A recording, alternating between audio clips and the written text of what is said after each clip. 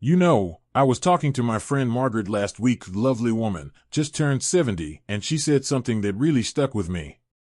She sighed and said, "Some days I feel like my body's racing toward old age while my heart's still 45. And I thought, how many of us feel that disconnect? That frustration when simple things suddenly feel harder, when energy dips faster than it used to, when you catch your reflection and think, when did that happen? Well, what if I told you some everyday habits might be secretly turning up the dial on your aging process? Not the obvious stuff we all know about, but sneaky, innocent-seeming things we do without realizing they're chipping away at our vitality? Today, we're uncovering 3 of these silent agers, things you might be doing right now that research shows can actually accelerate aging at the cellular level. The good news? Once you know them, they're surprisingly simple to flip around. And we're not just going to talk about what not to do, I'll give you practical, doable alternatives you can start today. Because you deserve to feel vibrant, strong, and truly yourself at any age. Now, I want you to get comfortable, maybe pause me and grab a cup of tea, because we're about to dive into that first habit. And this one? It's so common, so normal, that you might not believe it could possibly be causing harm. But stick with me, because the science is eye-opening. Imagine this: you wake up, maybe have breakfast, then settle into your favorite chair with the morning paper. Later, you watch a show, then sit down for lunch. Before you know it, the afternoon's gone and you've been sitting for hours. Sounds harmless, right? Here's the problem: researchers now call prolonged sitting the new smoking. When we sit for long stretches, and I'm talking more than 30 minutes at a time without moving, our bodies essentially go into hibernation mode. Our metabolism slows down, circulation gets sluggish, and inflammation starts creeping up. But here's what really shocked me: studies show that after just 2 hours of continuous sitting, our good cholesterol levels drop by 20%. And inflammation? It skyrockets. Now, inflammation isn't just about swollen joints, it's like little fires burning inside your cells, damaging tissues, and speeding up aging. Think about a garden hose left out in the sun. When it's full of flowing water, it stays flexible and strong. But if water sits stagnant inside, it gets brittle, cracks faster.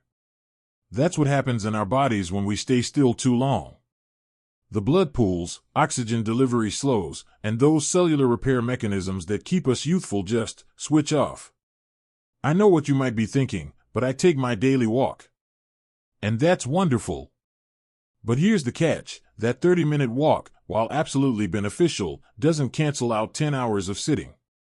It's like brushing your teeth twice a day but eating candy constantly in between. The real magic happens when we break up those sitting marathons. So what's the alternative? It's simpler than you think. I call it the movement snack strategy. Every 30 minutes, I want you to do just 60 to 90 seconds of gentle movement. Not exercise, just movement. Stand up and stretch toward the ceiling like you're picking apples. Shift your weight from heels to toes a few times. If you're able, do 3 slow, graceful knee lifts while holding onto the counter. The goal isn't to break a sweat, it's to wake up your circulation and remind your body, hey, we're still active here. Set a gentle timer if it helps, maybe every time a show goes to commercial or between podcast episodes. Keep a light resistance band draped over your chair arm. When you stand up, pull it apart gently 5 times. Place your water glass in the kitchen so you have to get up for refills. I've even started doing calf raises while brushing my teeth. These tiny movements add up powerfully throughout the day. Margaret tried this last week. She set a quiet chime on her phone every half hour. First day?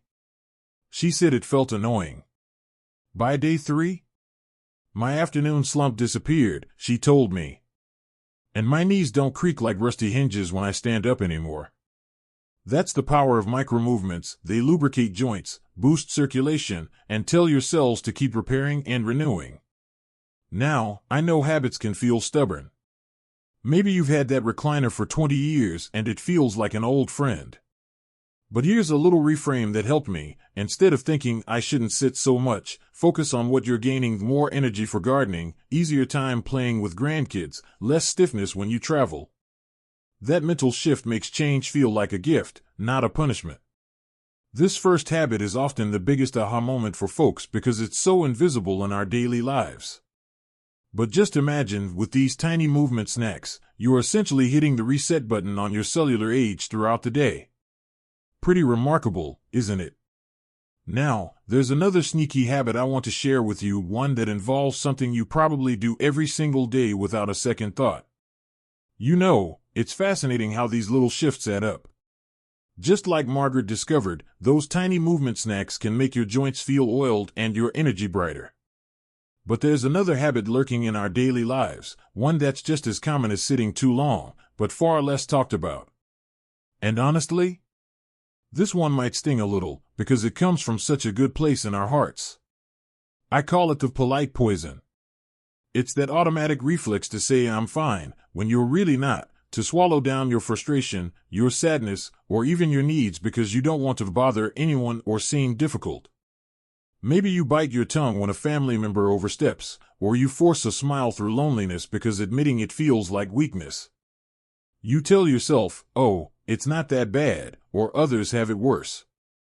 That, my friends, is emotional stagnation, and it ages us just as fast as sitting in that recliner for hours. Think about a pressure cooker. If you keep sealing in all that steam, never letting any release, what happens eventually? It builds and builds until, well, it's not good. Our emotions work the same way. When we chronically suppress what we truly feel, when we pretend everything's okay when it's not, that emotional pressure doesn't just vanish. It transforms. It becomes chronic stress hormones flooding your system. Cortisol. And high cortisol? It's like pouring acid on your cells. It weakens your immune system, clouds your thinking, increases inflammation, there's that word again, and yes, directly accelerates aging. Research even shows it can shorten those precious little caps on your chromosomes called telomeres, your body's very own aging clock. Now, I'm not suggesting we all start venting every petty annoyance. But there's a powerful, life-giving middle ground between explosive anger and silent suffering. It's called compassionate self-honesty. It's giving yourself permission to acknowledge what you feel, without judgment, and then choosing a respectful way to express it when it matters. Here's how it works in real life. 1. Name it to tame it. When you feel that familiar tightening in your chest or that lump in your throat, pause for just 3 seconds. Whisper to yourself what the feeling actually is. This is sadness. This is frustration. I feel disrespected. Just naming it takes away some of its power and starts calming your nervous system. 2. The I feel bridge. Instead of bottling it up or lashing out, you never listen. Try this simple phrase, I feel emotion when specific situation. For example, I feel hurt when plans get changed last minute without asking me, or I feel overwhelmed when too many people talk at once. This isn't blaming, it's simply stating your experience. It's honest, clear, and remarkably disarming. 3. Permission slips. Keep small note cards handy or use your phone notes. Write yourself literal permission slips. It's okay for me to feel tired today, or it's okay for me to ask for quiet. Seeing it in writing validates your experience. 4. Find your safe outlet. Maybe it's journaling for 5 minutes before bed, talking to one trusted friend who really listens, or even singing loudly in the car. Find a healthy, private way to release the pressure valve regularly.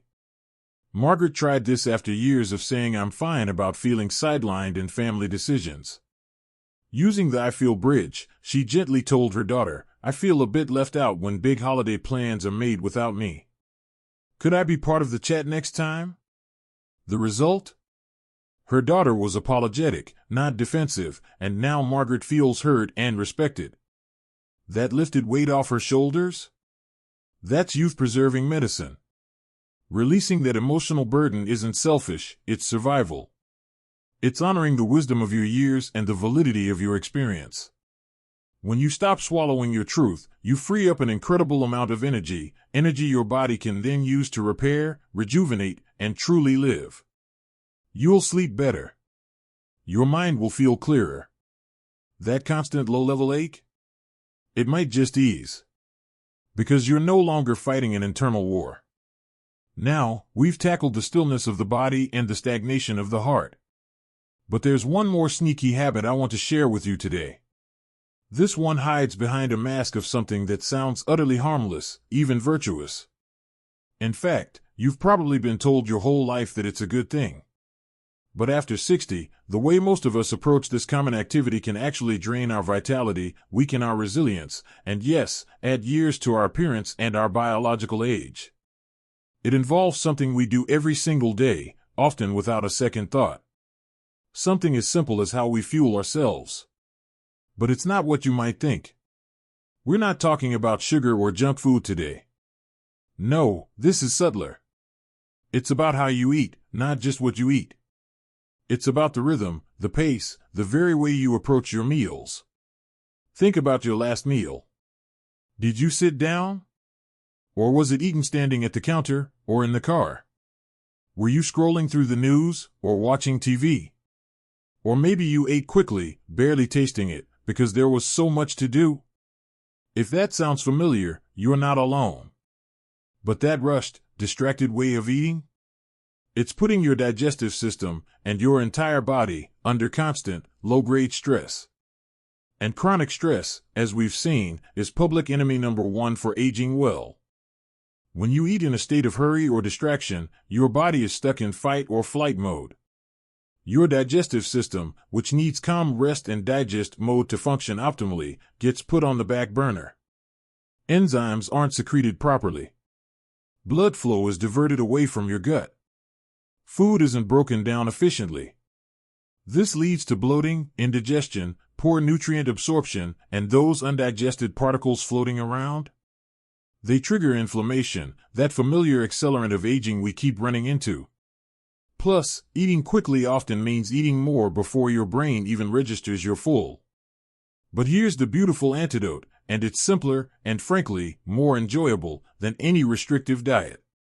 That constant state of low-grade stress during meals, that hurry-up-and-eat mode we often slip into, it's so ingrained, isn't it? We treat eating like just another task to check off, forgetting that this is the very fuel that powers every single cell in our remarkable bodies. But here's the powerful shift, the antidote to that rushed, distracted habit, intentional nourishment.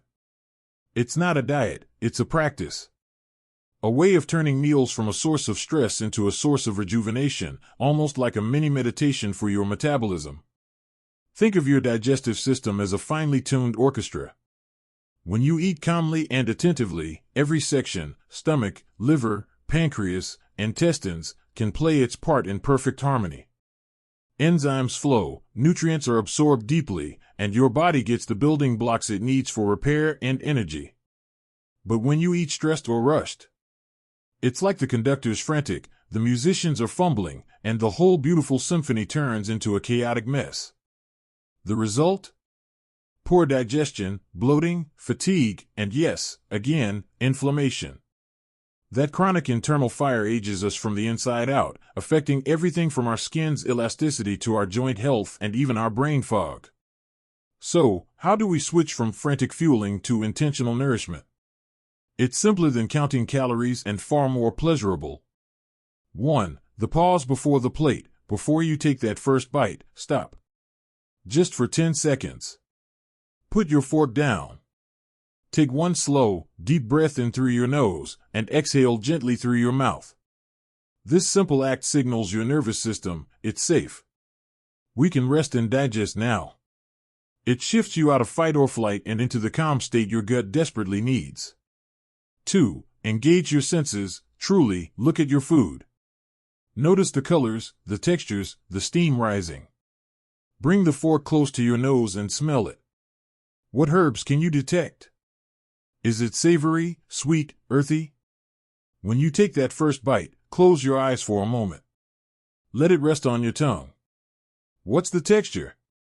Is it crunchy, smooth, creamy? What's the taste unfolding? Is it bright, rich, subtle? Chew slowly, aiming for 20 to 30 chews per bite. This isn't just about politeness, it's about mechanically breaking down food thoroughly, easing your stomach's job, and allowing enzymes in your saliva to start the digestive process effectively. It also gives your brain time, about 20 minutes, to register fullness signals, preventing overeating. 3. Create a sanctuary, not a pit stop. As much as possible, eat sitting down at a table. Clear away clutter, move the mail, turn off the blaring TV, put your phone face down. This isn't about being fancy, it's about creating a dedicated space and time for nourishment, signaling to your body that this matters. If eating alone, maybe put on some soft, calming music you love. Light a candle if you enjoy it. Make it a pleasant ritual, not a chore. 4. Start small, savor one meal. Don't feel pressured to do this perfectly for every meal right away. Begin with just one meal a day, maybe breakfast or lunch. Even dedicating just 10 mindful minutes to that meal makes a profound difference. The goal is progress, not perfection. Margaret, bless her, laughed when I suggested this. Slow down? With my schedule? But she committed to trying it just with her morning oatmeal. After a week? I swear that oatmeal tastes sweeter now, she said. And I don't get that mid-morning slump anymore. Plus, she whispered, my afternoon digestive issues have settled right down. That's the power of calming the storm inside simply by how we approach our plate. Host smiles warmly, looking directly into the camera. So, let's bring it all together, my friends. We've uncovered 3 sneaky habits that can quietly add years to our appearance and subtract vitality from our lives. 1. The sedentary trap, long periods of stillness, letting our circulation stagnate and inflammation build. We fight it with joyful movement snacks sprinkled throughout our day. 2. The polite poison, swallowing down our true feelings, letting emotional pressure cook inside and flood our bodies with aging stress hormones. We release it with compassionate self-honesty, naming our feelings and expressing them respectfully. 3. The frantic fueling, rushing through meals in a state of stress, crippling our digestion and stoking inflammation. We transform it with intentional nourishment, pausing, savoring, and truly honoring the act of feeding our bodies. Here's the beautiful truth, these aren't drastic overhauls or punishing regimes. They are gentle shifts, small acts of profound self-respect woven into the fabric of your day. Each one whispers to your cells, you matter. Let's thrive. And when practiced together, they create a powerful synergy. Moving more reduces stress hormones. Releasing emotional tension improves sleep and digestion. Eating calmly enhances nutrient absorption, giving you more energy to move and engage with life. It becomes a beautiful, self-reinforcing cycle of vitality. You've lived a life of experience, wisdom, and strength. Your body is an incredible companion that's carried you through decades. Isn't it time to treat it with the same deep kindness and attentive care you've so generously given to others? These simple practices aren't about chasing youth, they're about honoring the vibrant life that's still very much yours to live, fully, energetically, and joyfully. I'd love to hear how this lands with you. Have you tried movement snacks and noticed a difference? Did speaking your truth lighten a burden? Did slowing down a meal change how you felt? Share your experiences, your aha moments, or even your gentle struggles down in the comments below. Your insights inspire our whole community here. And if this conversation about thriving after 60 resonated with you, if it sparked a little hope or gave you one practical step to try, please give this video a thumbs up. It helps others find this important information.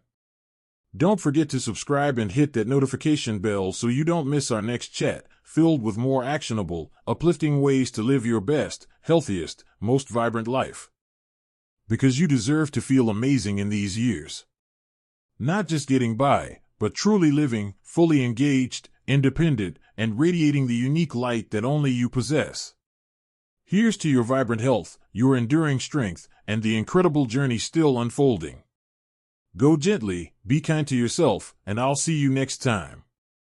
Take good care.